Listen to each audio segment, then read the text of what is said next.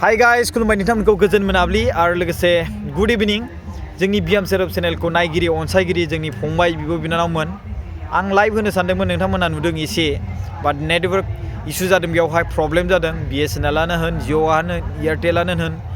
बाट थाङै थुङै मोनथिनबाय उनावहाय वाइफाइ होदों बेवहाय स' वाइफाइखौ इउज खालामनानै आं दा बे भिडिअखौ आपल'ड खालामनो थांगासिनो नोंथांमोना दा जुदि नुदोंब्ला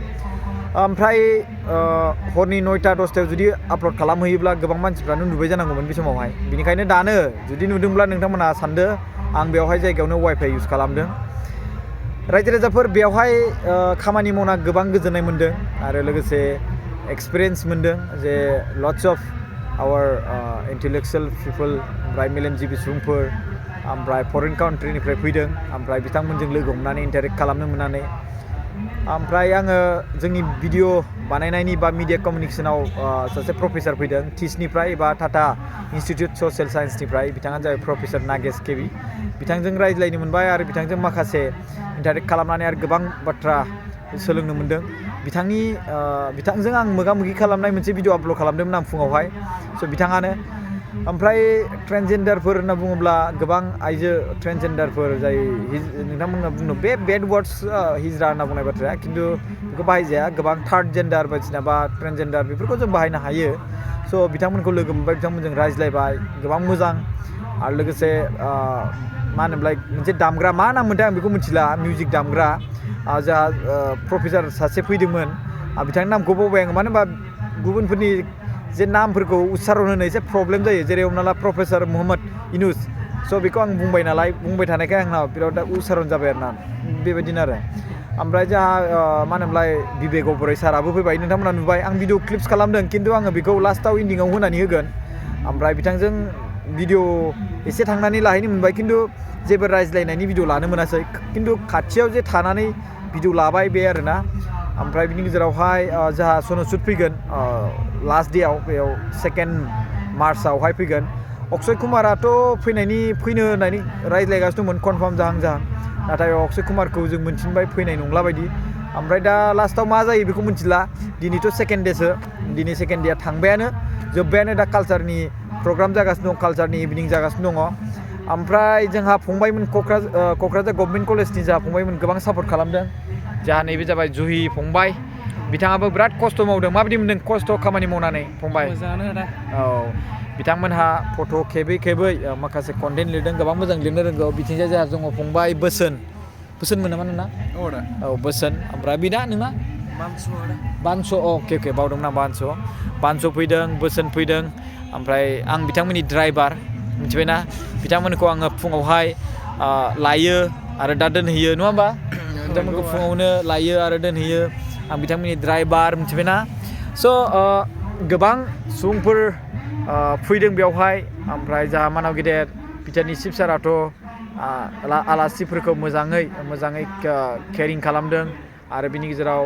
बिथांमोनजों मा होनोमोनलाय मिटिं खालामदों बेनि सायावहाय सेसन जादों माखासे जे ट्रेन्सजेन्डार जोंनि बिटिआरआवबो थानो हागौ आंथ' मिथिया सोर बाट थानो हागौ जुदि सोरबा माने जायखौ थार्ड जेन्डार होनो जायखौ हिजरा होननानै खायसे सुबुंफ्रा होनो स' बिथांमोनखौबो जों सापागुरिफ्राव नुयो स' बिथांमोननि थाखायबो माखासे सेसन जादों जे सेक्सुवेलिटिसखौ लानानै जेबो प्रब्लेम जानाङा मानाङा आरो लोगोसे माखासे इन्टारप्रिनर्सफोरनि थाखाय जे नों बिजनेस खालामोबा माबोरै खालामनांगोन नोंथांनाव माबोरै धैर्य थानांगोन पेसेन्स थानांगोन स' बेफोरखौ लानानै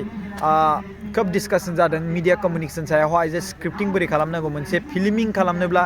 फार्स्टआव जों मानि सायाव ध्यान होग्रोनांगौ जों पेपार वर्कआव साइन खालामनानै जों बाजेटखौ बोरै दिरुननांगौ जों सानैनि मेलेमाव जे बाजेट दिरुननो हायो बेथ' नङा नालाय गोरोन्थिबो जालायलाङो उल्थां फाल्थां जानो नागिरो स' बेबायदिनो लिरनांगौ बोरैहाय आरो बिनिफ्राय जों बाजेटखौ बेसेबां थांथावना बेखौ जोङो मोननो हायो बेफोरखौ माखासे प्रफेसर नागेश सारा खोन्थादों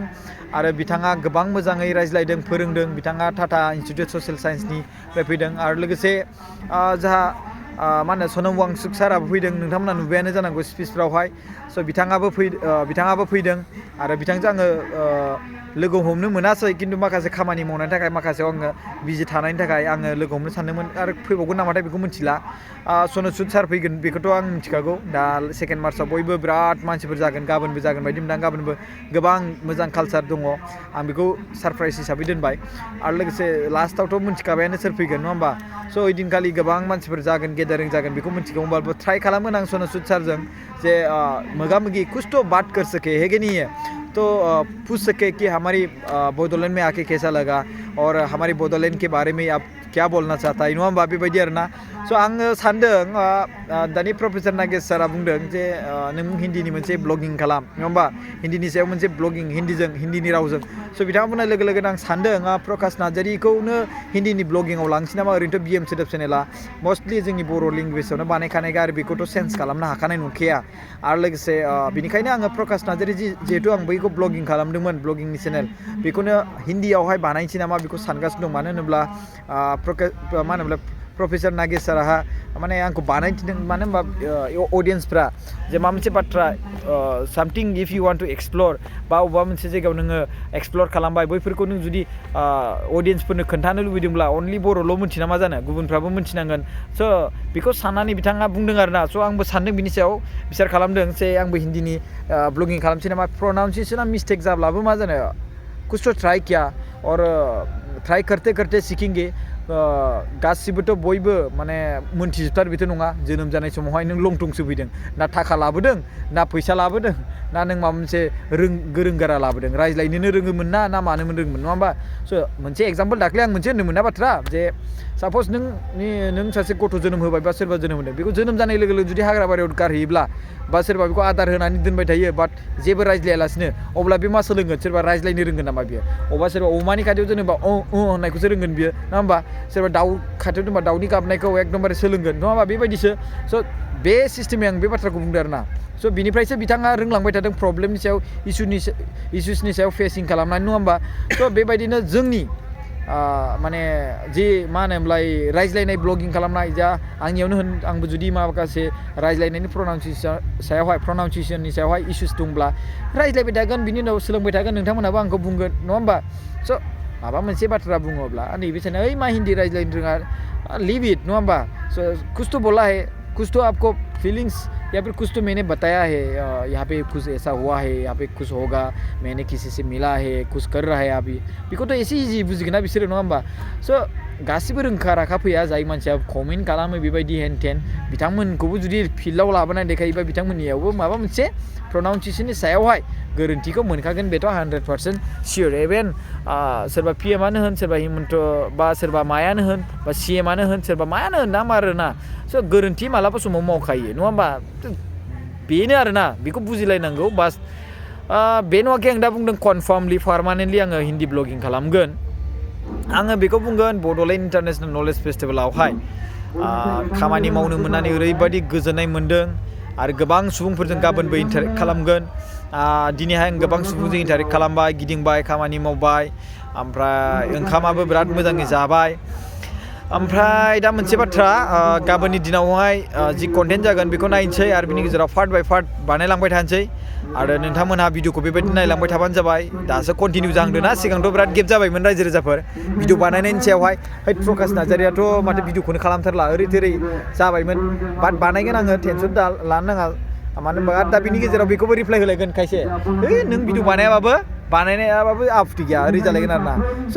ओरैबायदि इन्टारफेयर खालामनो नागिरो मालायनि पार्सनेल लाइफआवहाय जि बायदिसिना दं मानसिफोरखौबो नों बानायबाबो अरजाया ओरैबायदि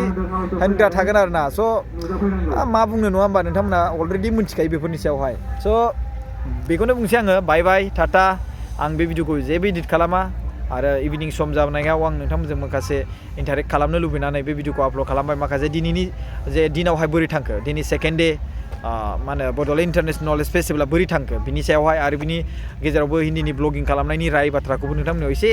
प्रम' खालामना होबाय एडभार्टाइजमेन्ट खालामना होबाय प्रकाश नार्जारिया एबार हिन्दीनि ब्लगिं खालामथिनलाय सोरबा बेवहाय जावनो थाखाय थियारि थासिनलाय बे हिन्दील' बुंथों बेखौ आङो बै प्रनाउन्सिएसनाव हमनानै बेखौ आङो जावगोन आं कमेन्ट खालामगोन आं बि रेडि फर दिस नोंथांमोननि थाखाय खामानि फैगासिनो दं मिथिबाय ना थेंक इउ स' माच बाय बाय थेंक इउ